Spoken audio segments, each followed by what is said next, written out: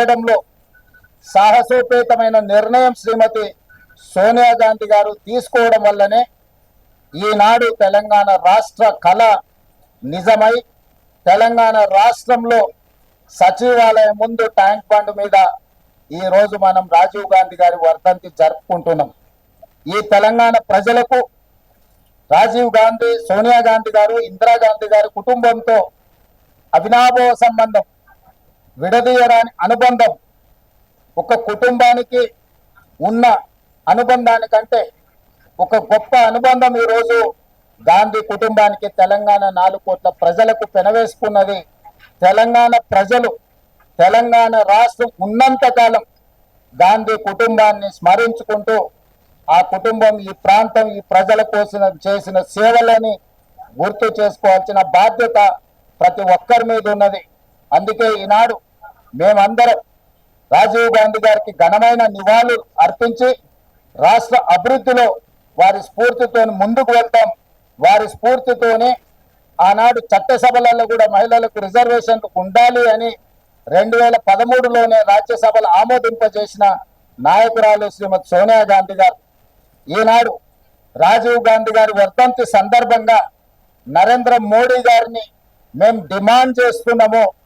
రాజీవ్ గాంధీ స్ఫూర్తితో తక్షణమే శాసనసభలో, లోక్సభలో మహిళా రిజర్వేషన్లను అమలు చేయడానికి అవసరమైన చట్ట సవరణ తక్షణమే తీసుకురావాలి.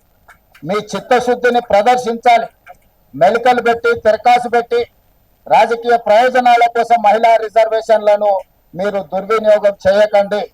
2023లో పార్లమెంటులో మీరు ప్రవేశపెట్టిన మహిళా రిజర్వేషన్లకు 100% అన్ని రాజకీయ పక్షాలు మద్దతు పలికినా అందులో కూడా మీరు మెలిక తిరకాసు పెట్టడంతో ఈనాడు మహిళా రిజర్వేషన్లను అమలు చేయాలంటే మళ్ళొక్కసారి రాజ్యాంగ సవరణ చేయాల్సిన పరిస్థితి వచ్చింది.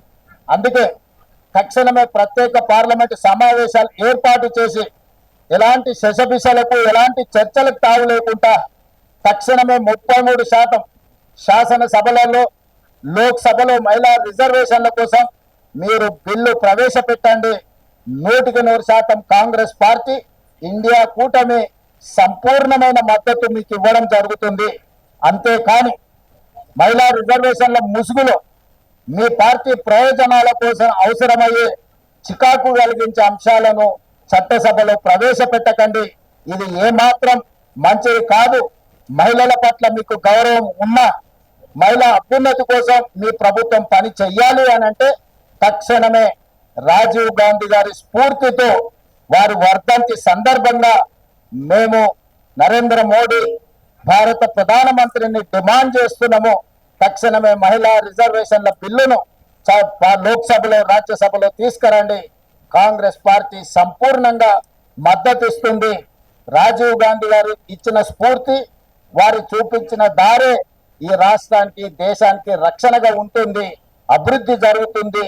వారిని గుర్తు చేసుకుంటూ వారి స్ఫూర్తితో తెలంగాణ రాష్ట్రంలో సంక్షేమాన్ని, అభివృద్ధిని ముందుకు తీసుకువెళ్తామని మీ అందరి ద్వారా సవినయంగా మనవి చేస్తుంది.